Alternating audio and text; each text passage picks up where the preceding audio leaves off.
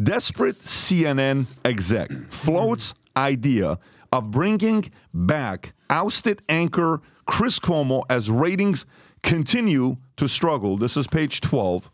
So let's see what this offer is. I'm expecting to see a nice offer, details, apology, public apology, but let's see what it looks like.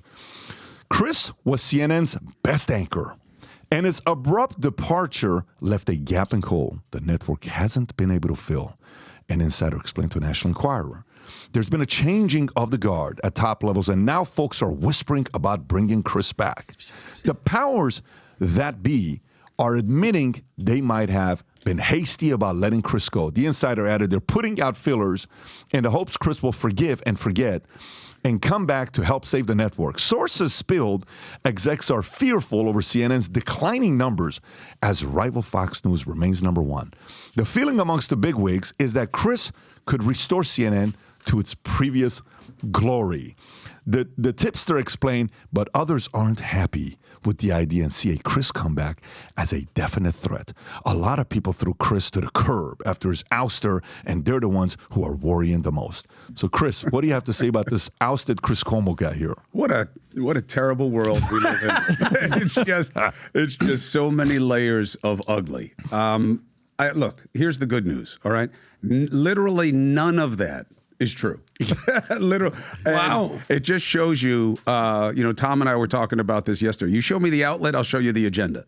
You're talking about Radar. This is hot gossip without basis, anonymous sources, which gives all journalism a bad name.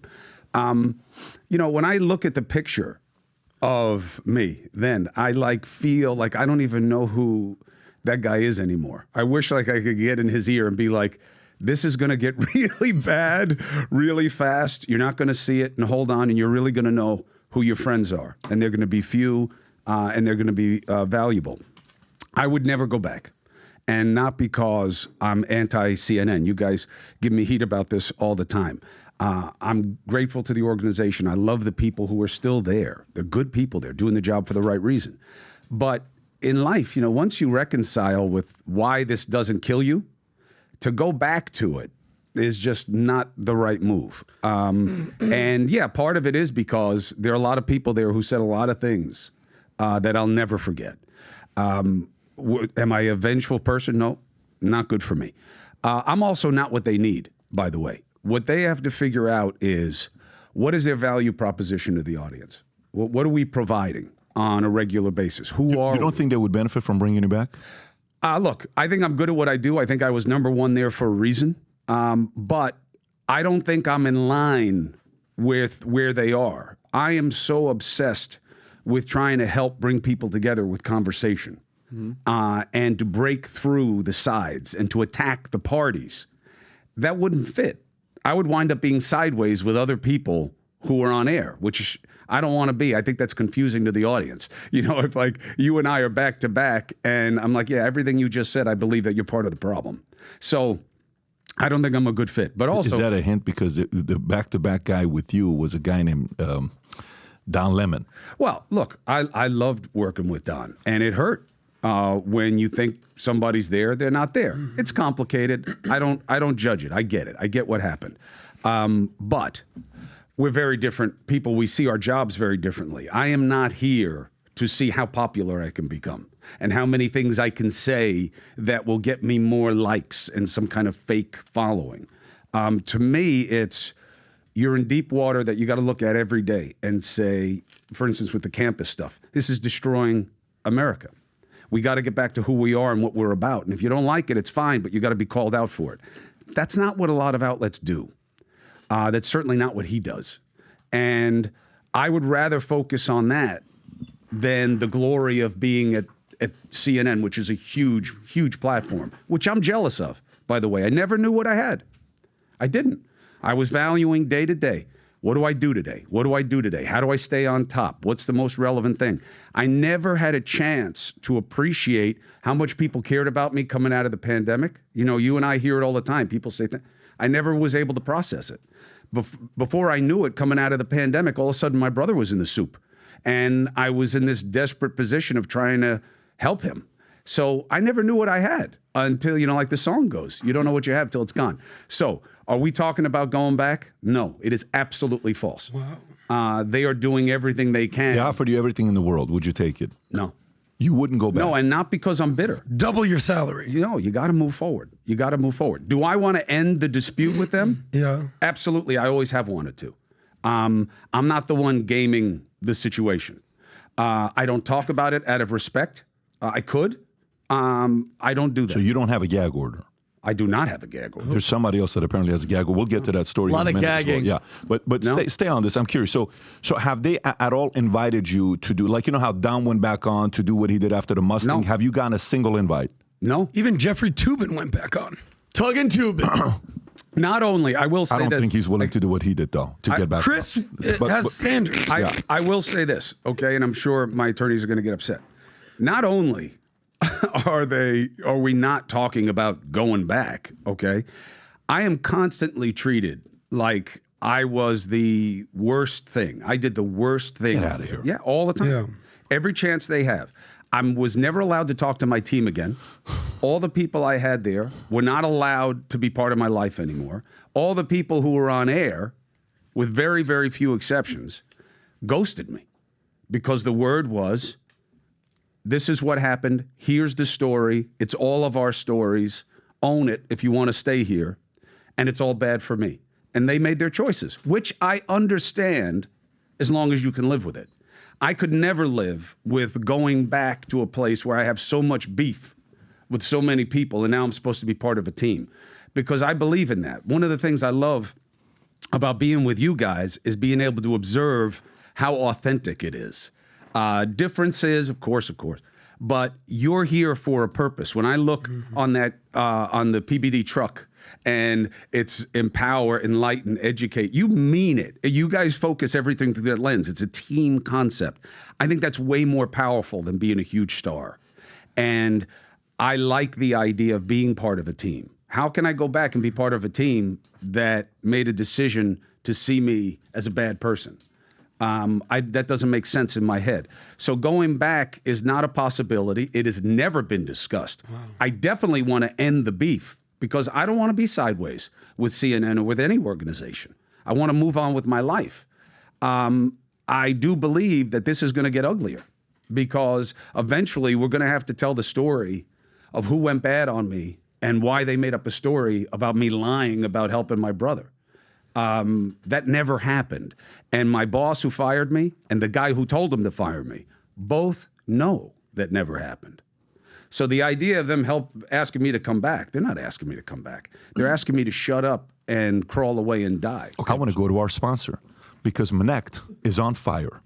And let me give you guys some statistic here. It's very, very important, guys, for you to know this. Guy sends me a message today. I won't give you his name, but I'll tell you the question he asked me.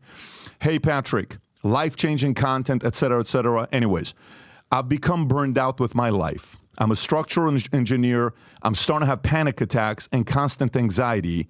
And I'm thinking about going across country and living abroad. I don't want to live in America right now. And he's sending me a message. Guy does very well for himself. Makes a few $100,000 a year. Doesn't know who to get in contact with. Sometimes these types of questions you can't ask your relatives, you can't ask your family, you can't ask your siblings because they're going to sit there and say, wait, you're going through tough times? Do you know a cold response, Vinny, on email, what percentage of cold email you send to somebody, what percentage of the time people respond? 1%. Do you know on Instagram, it's 3%. Twitter is 3 to 5%. LinkedIn is 8 to 12%. You know what a cold response on Manect is right now? 91%. And you know what's even better than the 91%?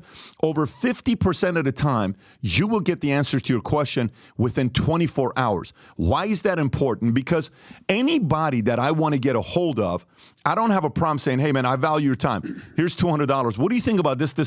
I'm thinking about raising money on this. Hey, here's $50. I'm going through this issue right now. What do you think about this? Hey, I'm trying to raise some money. What are some 5 things you can tell me about doing this? Hey, my wife and I are going through some challenges. Hey, we're trying to put our kids into private school. What do you think about this? Hey, I'm thinking about leaving my job to start a business. What do you think about this? Manect has become the top networking app where people get back to you promptly. And the reason why they do is because you show respect for their time by simply saying, hey, I'm willing to pay for a speedy response. By the way, Go ahead and Menect Cuomo on anything he said today you disagree with. Go to Menect him. Ask him a question. See what kind of answers he gets. The audience loves Cuomo's answers. That's his QR code. Go to his QR code. Ask him a question. Go have a conversation with Vinny or Adam or Sauce and see what kind of response they're giving you. By the way, on top of that, Tulsi Gabbard just crossed 100 Menects. Awesome. And she's responding on Menects. We even ran a contest right now with Menect that we're going to be having dinner together here in South Florida at Casa D'Angelo. And then afterwards, we're going to go to the cigar lounge. And here's what the Leaders Bulletin right now looks like. All you have to do is go to Menect.com. Rob, if you can go to Menect.com, just click on the logo, Rob. Just click, there you go. You go to Menect.com on the top left, click on the Leaders Bulletin. Then when you go there, you can see the video to explain the contest. But if you go below, there's different categories. That's the lightweight right now. At the top is Tulsi. Then it's Brandon Davis. Then it's, I can't read it if you can zoom in. What's that name? Santino Testani, okay, at third place. Wow, look at Joanne Gavilan is right behind Santino, 73, and then Gary Wood, 66. Then go to the middleweight, Rob, if you want to go to the middleweight. Middleweight, we have Fernando still at the top with 69. Then you got Parsa, he's about to pass him up, 68. Then you got Michael Mara and Tomo, the rest of the camp. Then if you can go on the right, Rob, you're even there. Is that Rob Gargoyle? You have the 10th spot. I am. 10 spot middleweight. Rob is getting Menect. Freaking sick. All right, so then we have the heavyweights. Krishan. Dustin, boom, 204. Calvin G, 109. Chris, third, 59. Krishan, 48. Then Dennis, Ben Pappas, Aaron Mond. And then we got Sapala, Sapula, or Mario. And I go to home team. Vinny's just dominating everybody. Vinny's 497, 304, 252. Adams one away from 100, 99. Then go to the bottom for people asking the most questions.